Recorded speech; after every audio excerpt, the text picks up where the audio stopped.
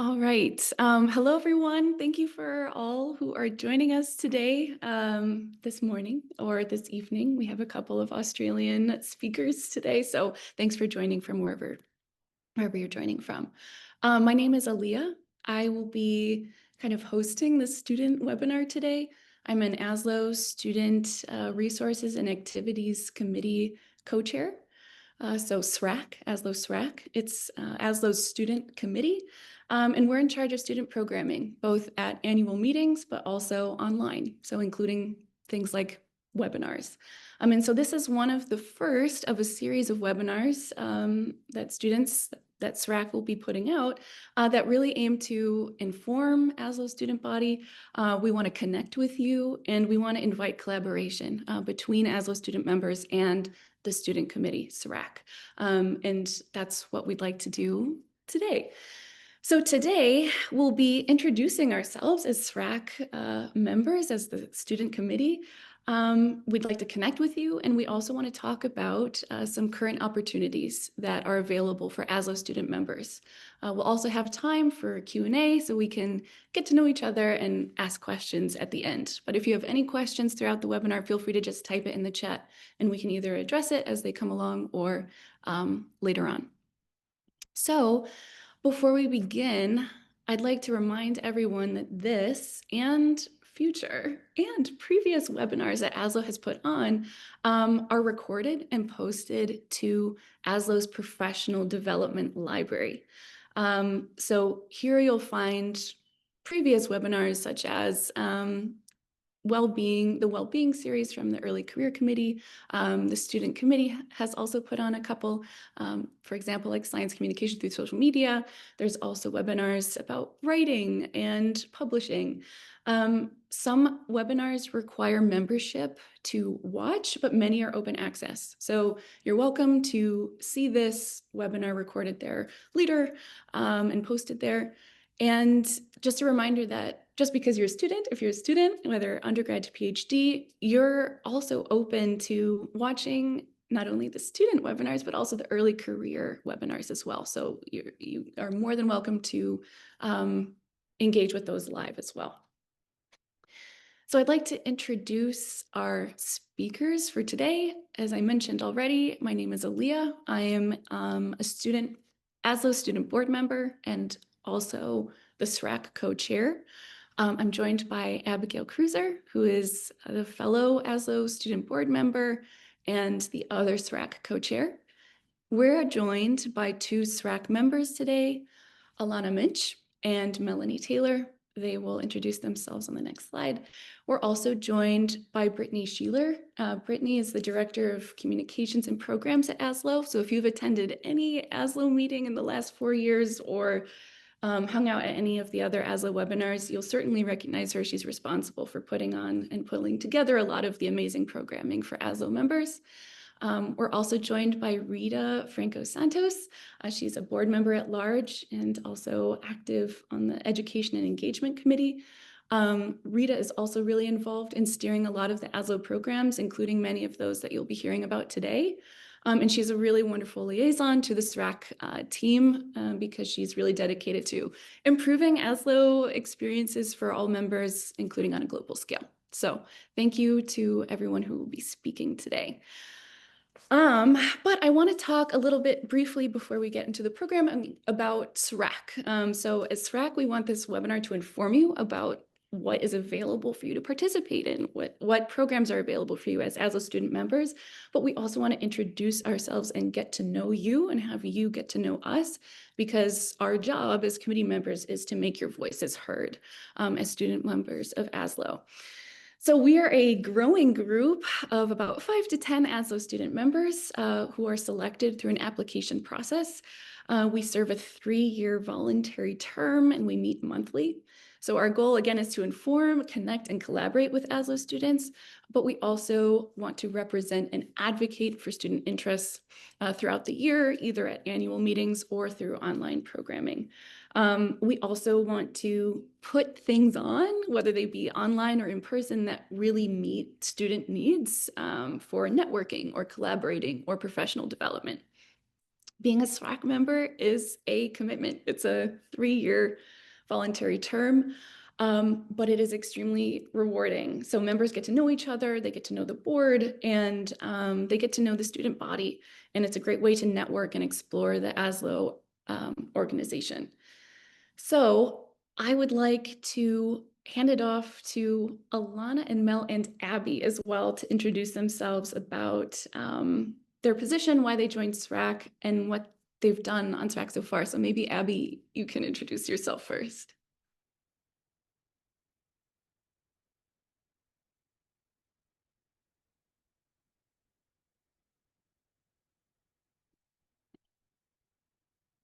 Okay, thank you. I tried to unmute and it said the host would not allow.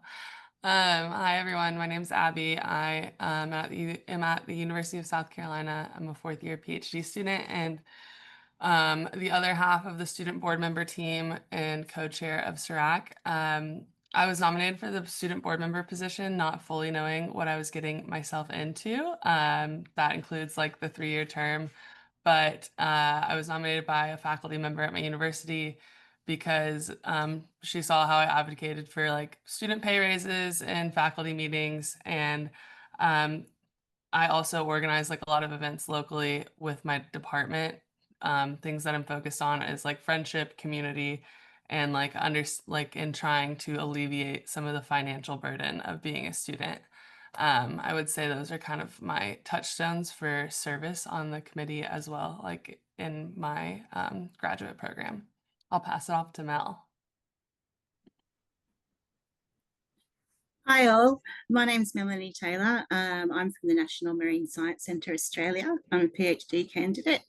I joined ASLO because the community is in a really great position to create positive change across the planet in the aquatic sciences space. And being a volunteer here allows me to work towards creating those changes. We do a lot of great things here. We create these webinars like this for starters, but also things like 3-minute theses and supporting travel awards and just supporting student opportunity across the board within ASLO. It's a really great experience and I highly recommend everybody try and get involved if they can. Alana? Hey everyone, I'm Alana. I am a postdoc at the University of Massachusetts. I use isotopes to study the life history of marine organisms. My thesis looked at the migratory history of Atlantic bluefin tuna, and I'm also a seagoing oceanographer, so I'll actually be in the Bay of Bengal for 2 months this summer. I joined ASLO in 2018. My advisor is a sustaining fellow, and so he really encouraged ASLO involvement very early on in my grad school career. And kind of one of the first things I did as a student member was apply to the LOREX program, which I participated in. And I kind of thought if I'm benefiting from this organization, I want to also put the effort in to give back and help improve things from kind of the inside out. So that's why when I saw the call for SRAC members, I decided to apply and join. So I joined the student committee. I feel like we all work together pretty well on all of our different projects, but we do kind of split things up and take the lead on certain things. So, for example, I led a paper in the LNO Bulletin about student member benefits at ASLO specifically. So, do take a look at that if you are still kind of wondering what might be happening in the near future that you could utilize. And also, I'm working with Brittany and the communications team for social media features of student members. So if you want to get your name out there and your work out there, keep an eye on the ASLO socials in the very near future, or also just email me.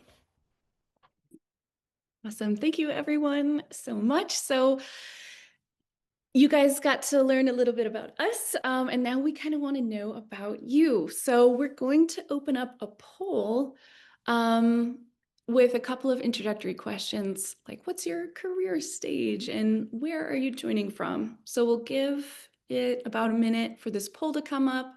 Take your time to answer, and we're excited to see who's joining us today.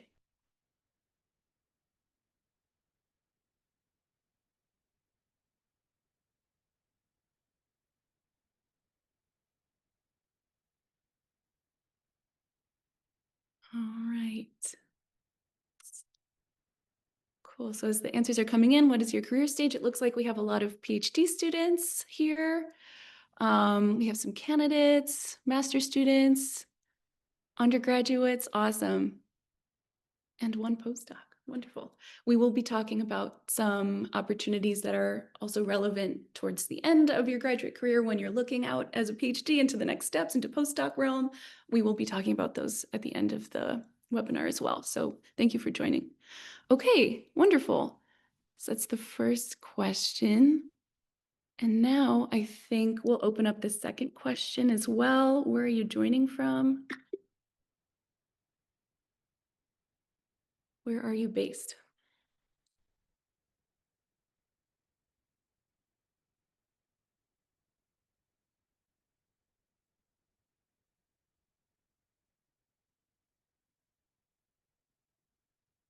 All right.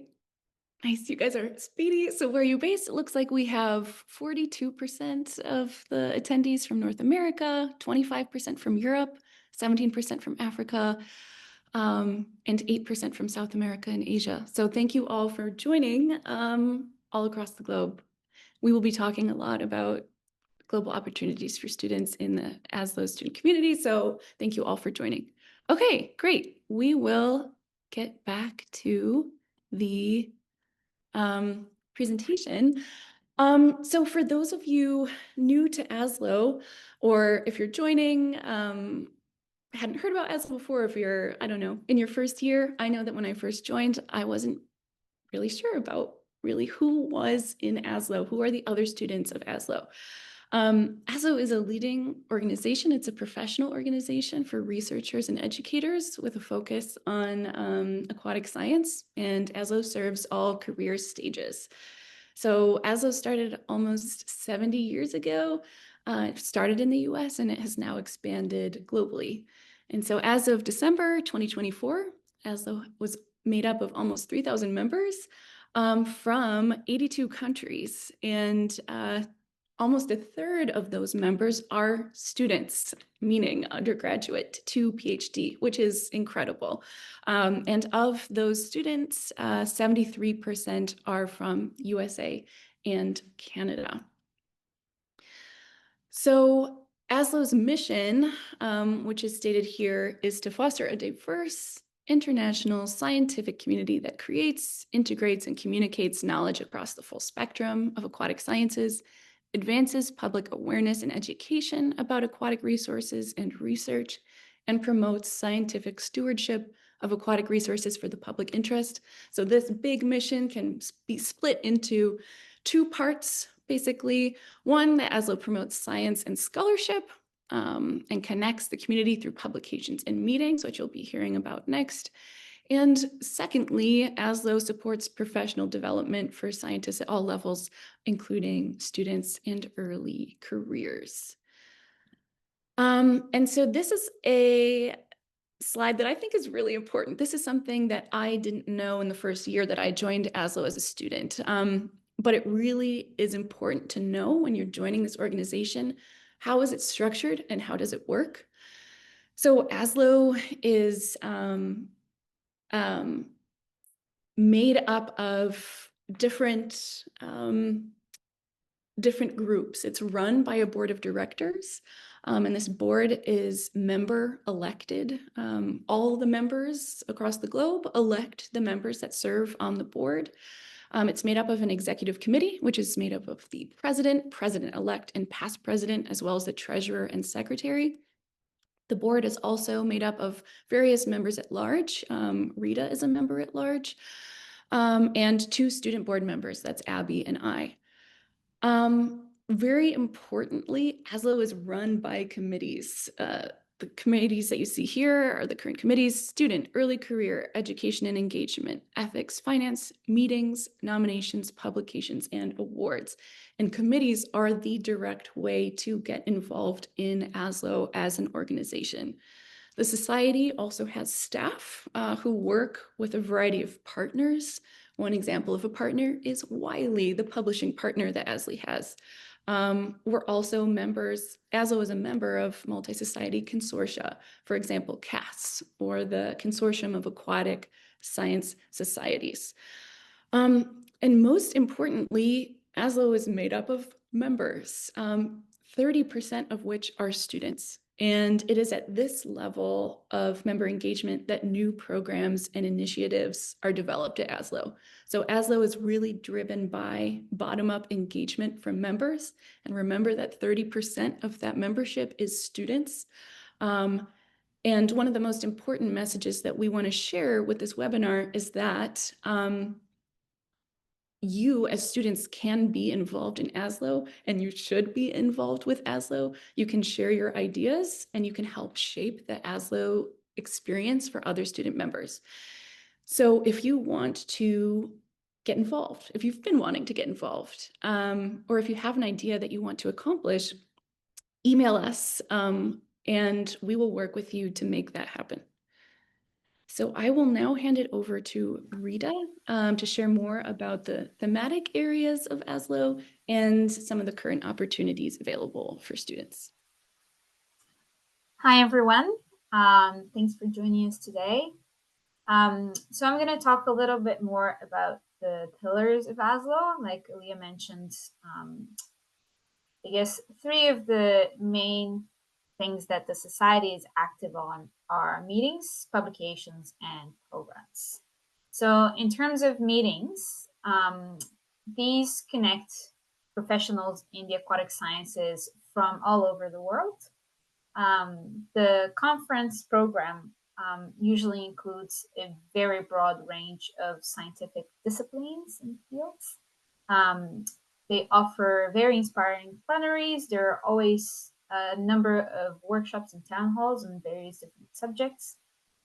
Lots of networking events, including a student mixer, and also a few opportunities for professional development. As you can see here in the photo, this is the poster session during the 2023 Aquatic Sciences meeting in Palma. And ASLO has 2 upcoming meetings.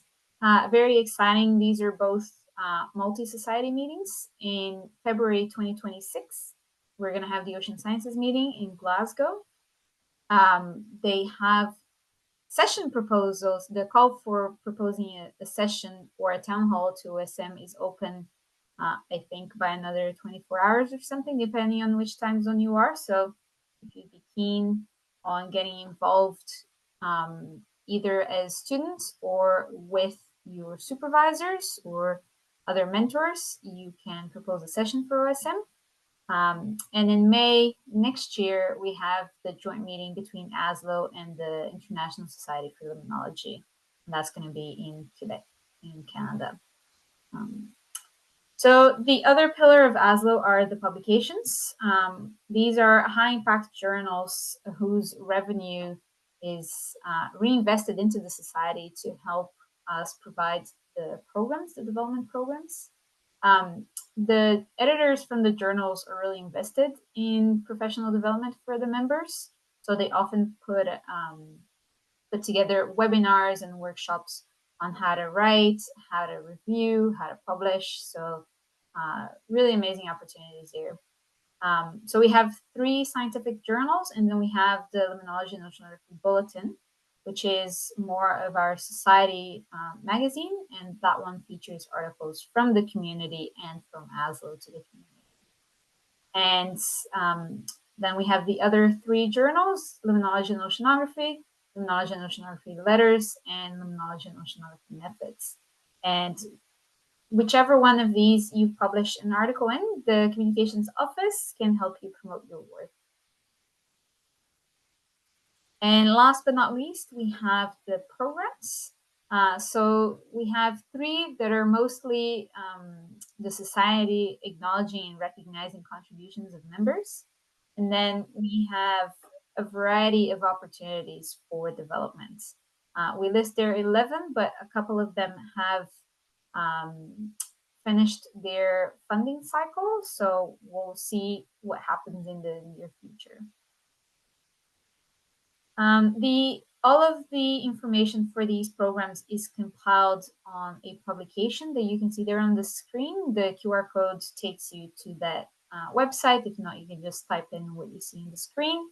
And this figure it basically summarizes the different programs, whether they are conference type, whether they are for leadership, scientific communication, outreach, and so on. So you will see this figure on the paper if you want to have a better read at it.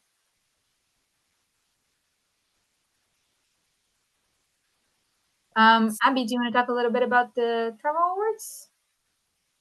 Yes. Hi, everyone. So ASLO provides travel awards to aquatic sciences meetings, and then additionally, which we had in 2024, an ASLO summer meeting, which happens so aquatic sciences meetings happen on odd years. So we just had one this year, 2025 in March, and then we will have our next one in 2027.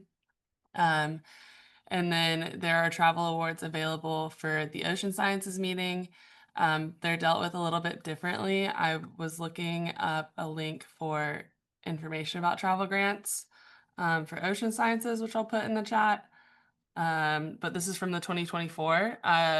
But for the aquatics sciences meeting, the SRAC committee reviews travel award applications.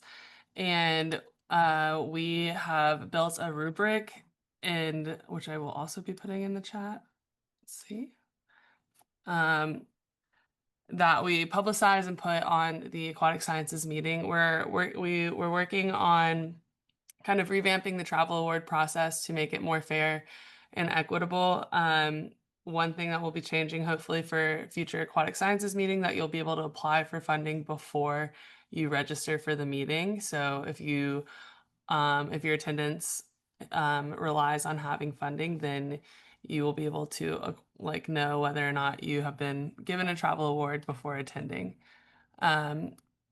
Additionally, we have this rubric was requirements that the committee came up with, is currently standard operating procedures is a point weighted system and then using a lottery to decide.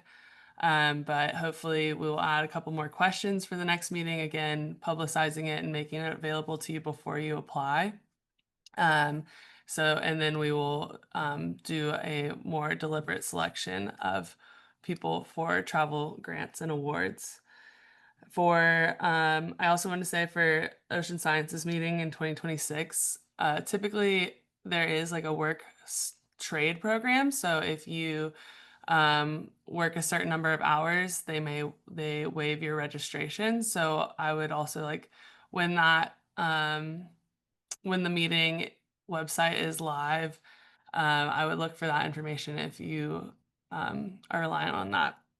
And I don't think that I knew about it for my first ocean sciences meeting, but and then for the joint meeting with SIL in 2026 in May, that right now we're working it out between the societies, but maybe it'll be each society uses their rubric to judge their members for travel awards, or it could be something more similar to ocean sciences where there is just one pool of applicants and one pool of money that is decided. So, but those requirements or guidelines will be publicized before.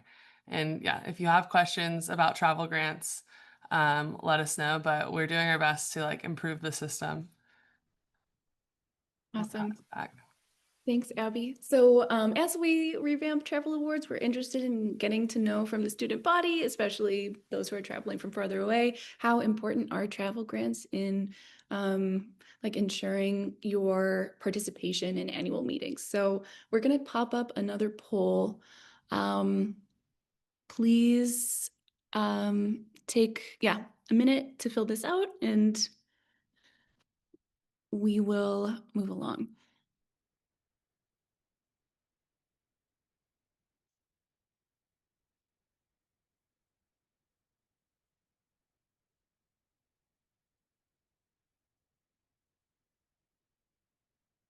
All right. Okay, it looks like most have answered, and we see that Surprise, travel awards are necessary. And so we do understand that as a student committee, and we're doing our best to make sure that we can get as many students at the ASLO meetings as possible in an equitable way. So thank you guys for giving us that info. I also just want to say we'll try to mention it like in the applications for at least the aquatic sciences meeting is something like this committee has tried to do, but we're given a certain amount of money that's been approved by the board from the board previous year before from looking at budgets. So that number can vary depending on the board's or on ASLO's financial status. And then from that, we try to decide like what level of award would be appropriate to give to the most number of people, and we take into account the distance you're traveling as well, and if you're coming from a high income or a low income country, so trying to gauge and also in the rubric in the questionnaire, you say how financially burdened you'd be from attending this conference. So if your institution covers all of the costs up front, or if you will be are waiting to be reimbursed, which can still carry a financial burden if you're waiting, 6 months to a year from your university, but also if you're paying out of pocket. We're trying to weight all of these things into travel awards. Awesome. Thanks, Abby. I'll already start. So I'm going to talk a little bit about Eco Days. So that's the ecological dissertations in the aquatic sciences. Eco Days is a symposium that aims to build interdisciplinary professional networks among the participants, and also to expose them to many mentors and experts. Eco Days covers all costs of participation, including travel to the location, which is in Hawaii, and when necessary, also publication fees for the projects that the participants develop. Eco Days usually selects around 35 participants and invites 15 mentors to contribute online. All students who are US citizens or permanent residents can apply for Eco Days. This is because the program is funded by NSF, and NSF has a requirement that anyone that receives funding from a program that is supported by NSF must be a US citizen or permanent resident. However, ASLO provides funds to support 3 non-US citizens to attend Eco Days. So globals can also apply. To apply for Eco Days, you send your resume, a support letter from the supervisor, a 2-page personal statement on your goals and reasons for applying, and also a 3-page outline of a collaborative project you would like to propose. We had an Eco Days in April this year. I helped the Eco Days coordinator, Paul Kemp, to organize it this time. And we still have money for 1 more symposium in the current funding cycle. Paul and I are currently discussing. It may happen towards the end of the year. It may happen early next year. We don't know yet. So make sure you keep an eye on the ASLO socials if you would like to apply for this. You must be within the last year of your PhD or within the first year since completing your PhD to be able to apply. You can go ahead. I think Brittany. Hi, everyone. I'm going to talk a little bit about the SciComm internship. So I am the director of communications for ASLO, but I have a background in oceanography. I got my PhD in 2019. And I love talking to students about my career because when I was in grad school, I wasn't quite sure, aside from the traditional academic route, what types of things I could do with my background in science. And this is one of them. And I've learned a whole ton about communications, marketing, program management, publishing, event coordination and planning. And so I do all types of things. And so to give that type of exposure to students, we've developed the SciComm internship, which is a 15-week experience for students, either advanced students who are very close to finishing or have recently graduated within 2 years. A 15-week experience working in the communications office, doing all the types of things that I work on. Like I mentioned, marketing, communications, social media, all different types of things. And the intern also gets to focus on a project or two that they're interested in. And it also includes funding to travel to the meeting that year. So for this upcoming year, we've got 2 meetings, and the earliest one is in February. So I'll be putting out the call for applications for this program probably July, August, with an early 2026 start date. And if you have questions, I'm always happy to chat about the internship. If you have questions about the application or about the experience, just feel free to reach out to me, and you can contact me at communications@aslo.org. So I'm gonna hand it back now to Rita, I think. Thanks, Brittany. So I'm also going to talk about the Global Outreach Initiative. So the GOI, it provides funds to members who want to conduct an outreach project related to aquatic sciences in their own communities. The GOI usually provides up to $3,000 US per project that is conducted outside of the US. And at least $2,000 of the total fund are allotted for projects in tribal and First Nations. And the GOI selection committee usually expects to fund 4 to 6 projects. These proposals for outreach projects are expected to have broad impacts in or with the local communities worldwide. And this is an opportunity that is available to all students. Your entire group doesn't have to be full ASLO members, like not everyone needs to be an ASLO member, but at least one of the main primary investigators must be an ASLO member. So to apply for the Global Outreach Initiative, you're going to have to fill out, Lee, if you can go back, please. Oh, sorry. Yeah. So the application consists of a proposal template that you're going to have to fill out.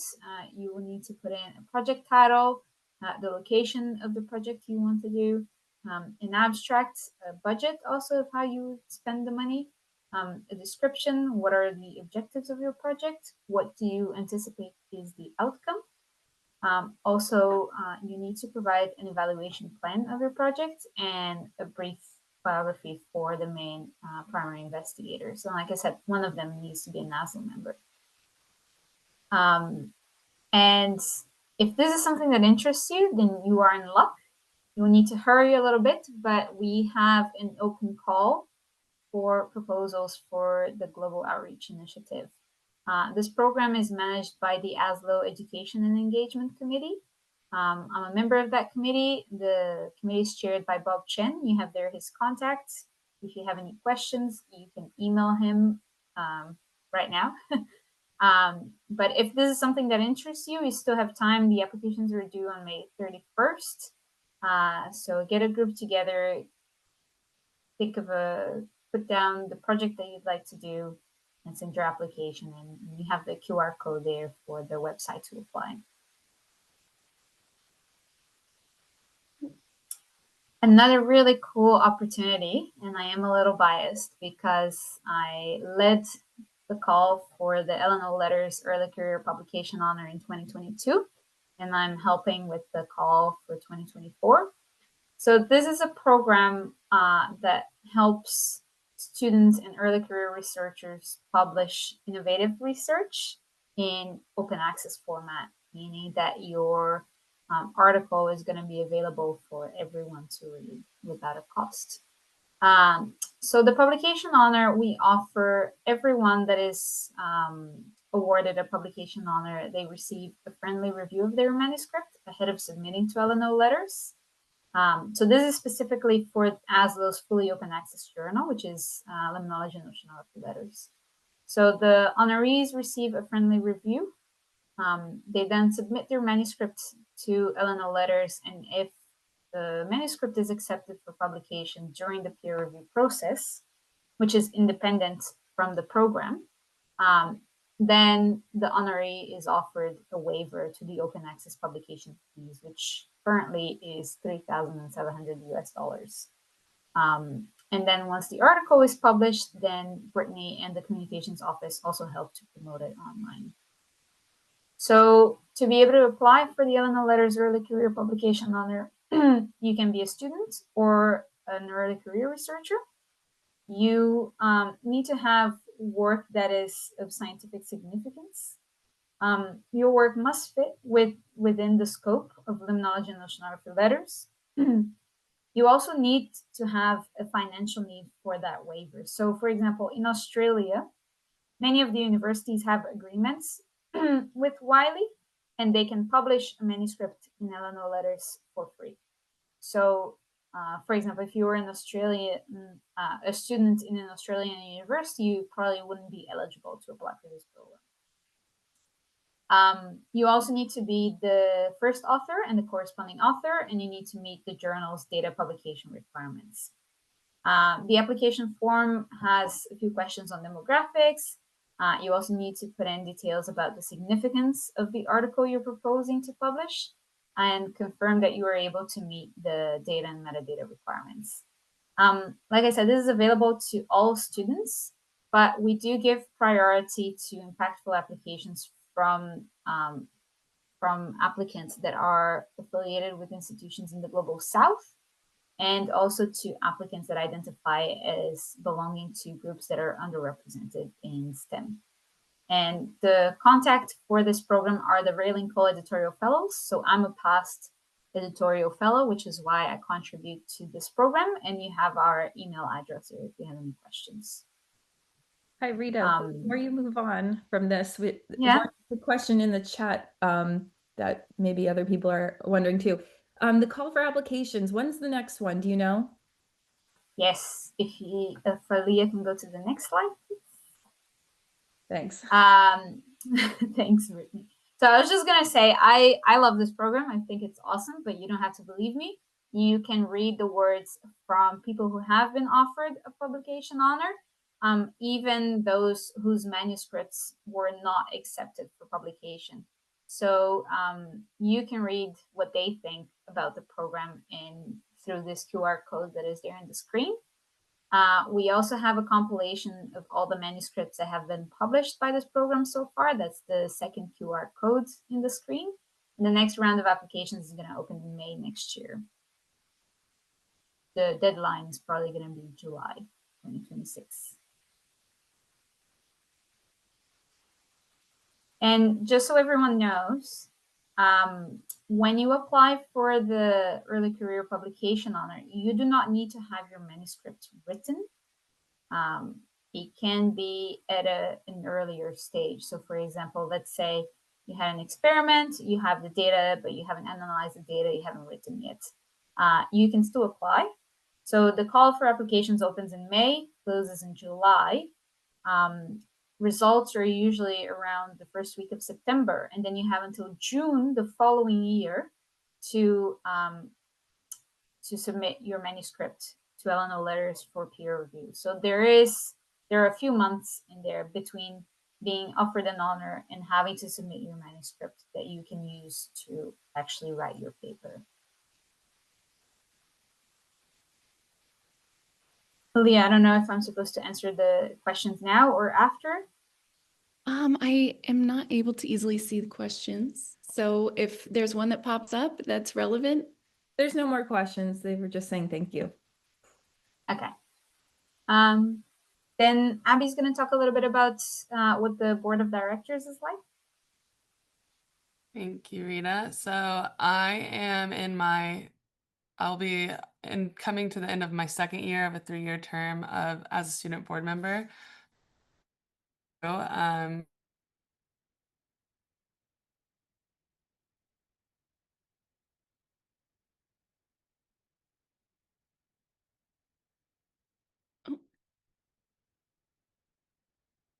Did anyone else stop hearing Abby? serving on boards. Um, Hey, Abby, can you just repeat what you just said because we couldn't hear you for a little bit. My internet is unstable, but I don't think I can do anything to change that at this We're moment. hearing you better now. Okay. Well, okay. So I was saying being on the ASLO board of directors is very rewarding. I have not served on a board in any capacity before this. So learning about bylaws, operating procedures. Oh,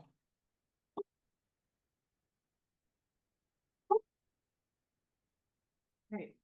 Sorry, my deaf dog is in the office with me today. So I can't really yell at her, but it's a very rewarding experience. We have meetings once a month as well as in-person meetings before each conference that we attend, which are these 2-day long and 8 to 5 meetings discussing big picture society budgets, larger goals of ASLO as a society. So it's really important to have a student perspective there, but also learning about the historical knowledge of everyone else on the board with you, and what goals like from past boards have been, has been really interesting to learn about. And I think as a student board member, I advocate for student funding and different student opportunities.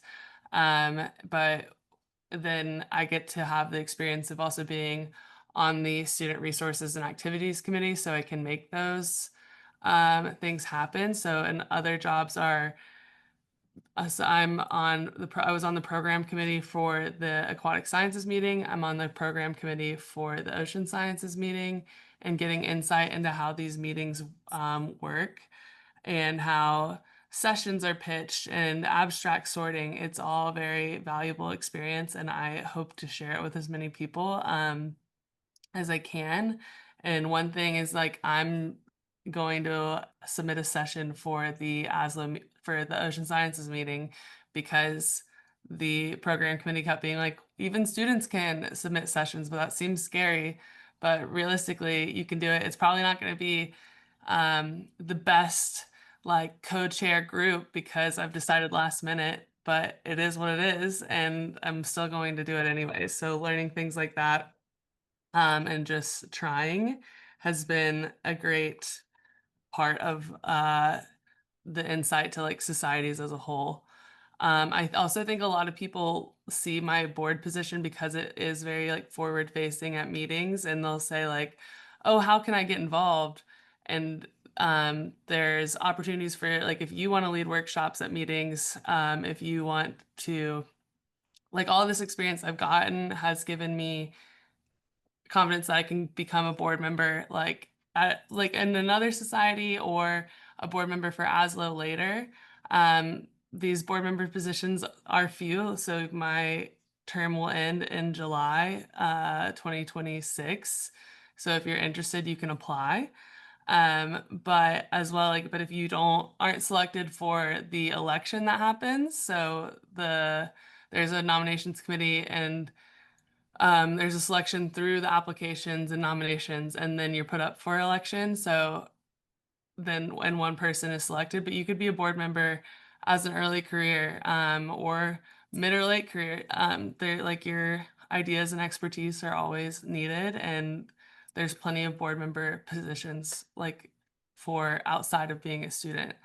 But I would say like if you're interested in that, having experience in your local community, your department, or running events at work, like at Ocean Sciences meeting, like if you want to run a workshop, like that's all great experience that shows you're committed to like organizing and benefiting a society. There's also, I would say, like the biggest thing about being on this board is like it's very intimidating sometimes to speak up during these meetings.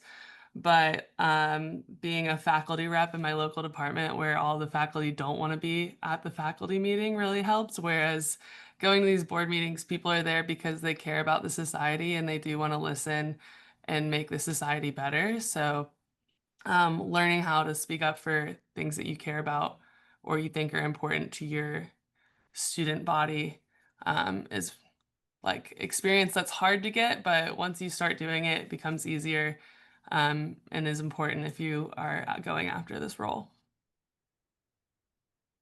Thanks, Abby.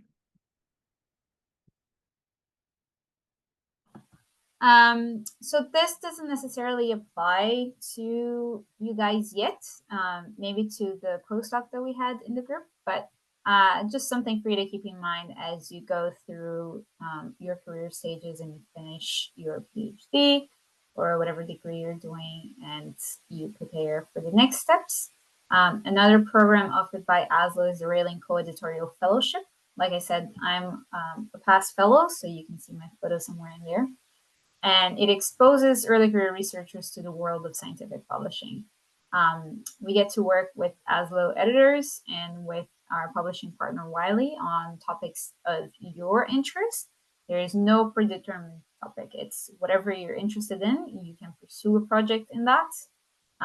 You're expected to communicate what you learn to peers and to, for example, facilitate webinars or workshops. So that publication that I showed in the beginning that describes all the ASLO programs, that was one of the things that I did as a fellow to communicate what I had learned to all of my peers. As an editorial fellow, you get an annual stipend of $1,500 US and also ASLO membership. And you get full travel support for 2 ASLO conferences and for a yearly strategy day that is put together by Wiley.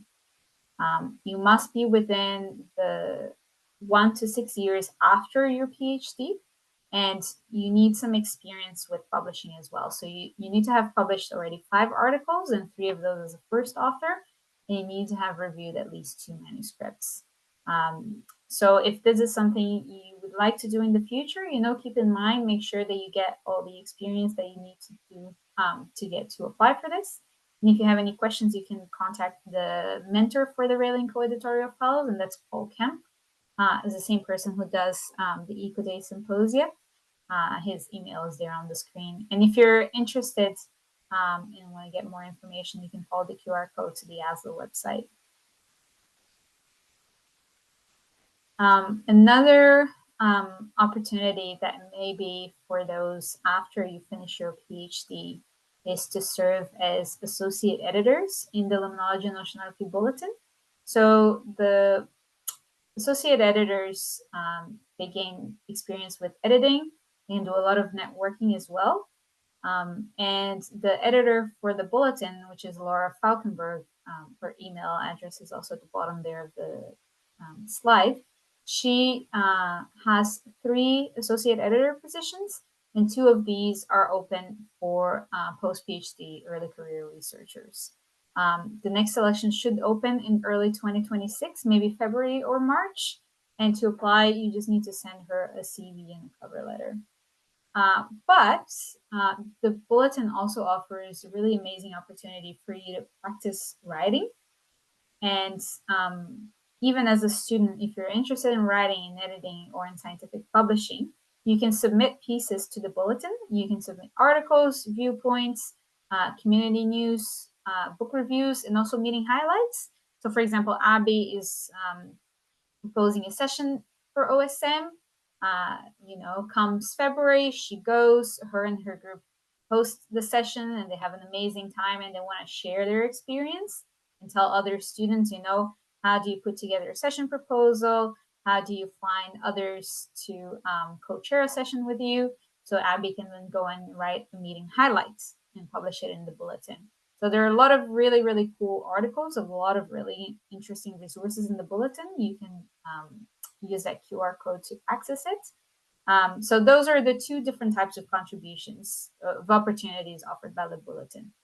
As students, you can already contribute to the journal by submitting articles. And later on, after you finish your PhD, then you can apply to be an associate editor. And those are 2-year positions, the associate editor. Awesome. Thanks, Rita. So that was an overview of the current opportunities that are available for students. And then Rita just added a couple at the end that are relevant for those who are finishing their PhD and taking the next steps into the postdoc world. And so before we present this slide, I want to plop another poll question up real quick. We want to know what opportunities you are most interested in, which ones you are most interested in hearing about today, and which you might even be considering applying for. This information will be helpful for us as we figure out which programs we should continue to offer and support.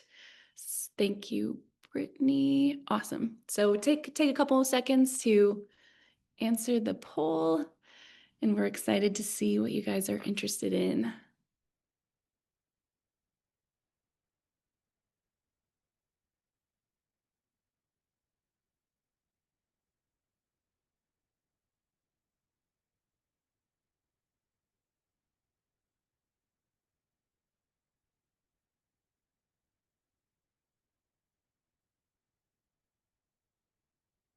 Yeah, as answers come in, a common theme is that students want and need travel grants. So Abby, we have our work cut out for us as we continue to offer those.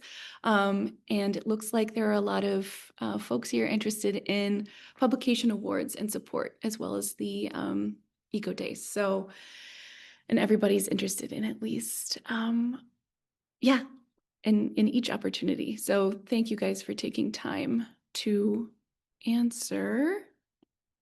And as we close out that poll, I want to remind you that there are more than just the opportunities that we talked about today. ASLO has a job board that is continuously updated with graduate positions, postdoc positions, industry positions. ASLO has a lot of also non-academic members who are sharing their opportunities with the group. So please check there too for student opportunities that we didn't mention. So we want you to, if it isn't clear, we want you to join ASLO and like sustain your membership with us. We want you to be a part of the ASLO community. So just a note that for a year membership, it costs $30 for students, which is heavily discounted. And if you're a student from a developing country, your membership is free. What I know I'm asking you guys to do a lot, but I'm going to pop in one more poll. We want to know what it will take for you guys to sustain your membership. So we want to know, first of all, are you guys student members? And if you are, what would it take for you to click yes, renew for the next year? And this is something that Abby and I, as well as every SRAC member, will be discussing so that we can offer these things for you guys, so we can make your student membership worth every dollar. Thank you for taking time to answer the poll.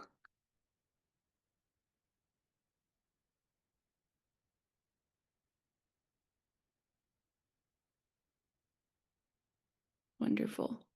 Okay, more student programming, opportunities for research and publication. A lot of folks are interested in, programs and publication. So this is really good, helpful data for us. So thank you very much for sharing. Aaliyah, can I interrupt just for a second?